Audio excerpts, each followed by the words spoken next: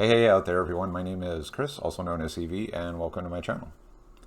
Now, as if there isn't enough divisiveness in the world right now, as if there aren't enough people pointing out that divisiveness, as if there haven't been enough post-apocalyptic movies within the past 20 years showing that we are so divisive, that we will pretty much nuclear blast each other into smithereens, as if social media is not drenched in vitriolic wars over identity politics. And here I am bringing up one of the most controversial arguments, if not the most controversial in modern times: abortion. However, this video is not just about showing why abortion is fundamentally immoral, and yes, it fundamentally does mean killing a human life, no matter which side of the argument you line up on. The recommended videos below also show just how unbelievably irrational and absolutely sad some of the pro-choice arguments represent. Yet I may not gain some subscribers from this video, and my tone may sound a little harsh when compared to my other videos, but that's because life, while beautiful and amazing in so many ways, is also horribly messy at times. Or at least there is some degree of cringe-worthy mess to contend with every day. We humans are complicated. We are another example of being a double-edged sword. We live for each other, we love our families and friends, we work hard to pay our bills and have some sense of normalcy in life, and we thirst for knowledge and progress. Yet we can also be belligerent, bigoted, chronically angry, abusive, manipulative, and massively destructive. Considering that all of us are capable of all the adjectives I just listed, now add a controversial topic to the mix, and let the maddening games begin. Case in point with abortion. As you'll see in one of the recommended videos below, Jeff Durbin, a Protestant pastor who spends much of his time and efforts challenging pro-life advocates at rallies in front of Planned Parenthood, you name it, and Durbin and his team have probably participated. And while Durbin is essentially a Calvinist who supports sola scriptura, and he unfortunately has a distorted view of the Catholic Christian faith, for which Trent Horn thoroughly rebutted one of Durbin's videos on that subject. I recommend checking that out. I have a lot of respect for Durbin's approach to street evangelization, including his clearly persistent courage to speak out against abortion. I agree with just about all of Durbin's arguments for being pro-life, and he uses sound logic to show why it's not so easy to boil down the argument to it should be a woman's right to choose. Not to mention that it's more than time that all Christians stand up together against blatant immorality that is disguised as law and oversimplified as a woman's choice about her body. What we have now is an immorality pandemic. That's not to take a shot at COVID by using the word pandemic. No, we need to call out the current state of moral thuggery as a pandemic. It's not just the US that is divided about abortion. The whole world is divided about it. Namely, the whole world is divided about what constitutes reality. My video on Eddie Trask's book, Confession All, covered this problem in some detail.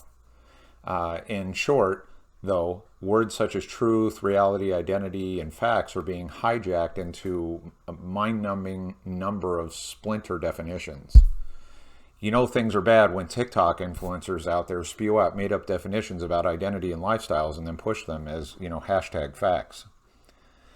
That being the case, how can we even begin to have more productive conversations about controversial topics? And let's raise the stakes even more. Now we also have scores of individuals who want so much for their view to be right, they will sacrifice their own humanity for it. Here is one example. Call it anecdotal evidence, if you will.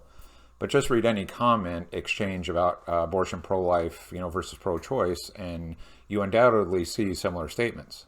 That is, I happen to catch a post on Facebook that it's, quote, time to cancel Texas because the government there is not budging on their abortion laws, sort of end quote. Then I responded to a comment by a woman who defended pro-choice as her saying, nobody should tell a woman what to do with her body. She has her own rights. Okay, so then I asked her the following questions. Knowing that scientific studies have empirically proven that human life does in fact begin at conception, does the baby in the womb not have rights to his or own body? And two, how exactly do we determine when it is okay or not okay to end a human life, including outside the womb? To use one of Jeff Durbin's examples, if a mother gives birth to a severely disabled child and the mother thinks she is unable to support the child financially or that the experience will be too overwhelming, should the mother then have her child killed? Where are the lines? Speaking of scientific studies, the abortion debate has been compounded and convoluted that much more, largely because of the rise in scientism and atheist-driven worldviews about morality. Therefore, arguments such as abortion, the abortion debate, get reduced to it's all about evolution. We build morality, freedom of choice, and human cooperation based mostly on utility. We've reconciled that killing each other off in droves can hurt evolutionary processes and human progress overall. Outwardly, some of that statement may have its own utility. Yes, we can well conclude that rampant murder and mass oppression do not make for a wonderful world around us. Yet scientism conflates that with muddied ideas about choice and human rights. Another case in point, the other video I'm recommended from the channel How to Be Christian, and one of my favorite channels on YouTube, they recently posted a video that, with the sound help of logic and reason, that shatters the scientism view of abortion and a woman's right to choose. As you'll see in the video, Ferris, the host for How to Be Christian, shows the many flaws in a video by Bill Nye, also known as the Science Guy, who is an outspoken advocate for abortion rights and divorcing them from Christian teaching. But I will stop there about Bill Nye. I'm not here to fire insults at him, yet he must be called out for the disturbingly incorrect information he is disseminating, particularly that, whether he realizes it or not, it fans the flames of moral thuggery. When I ask a person, knowing that scientific studies have empirically proven that human life does in fact begin at conception, does the baby in the womb not have rights to his or own body? And the answer I get is, well, at the end of the day, the woman's rights trump the baby's rights. What more can I say? I can't possibly be the only person who sees that as morally bankrupt. Or prove me wrong. Or first, watch the videos below in their entirety, and then feel free to weigh in on the discussion. Hope this video was helpful. Feel free to weigh in the conversation, as I just mentioned a second ago.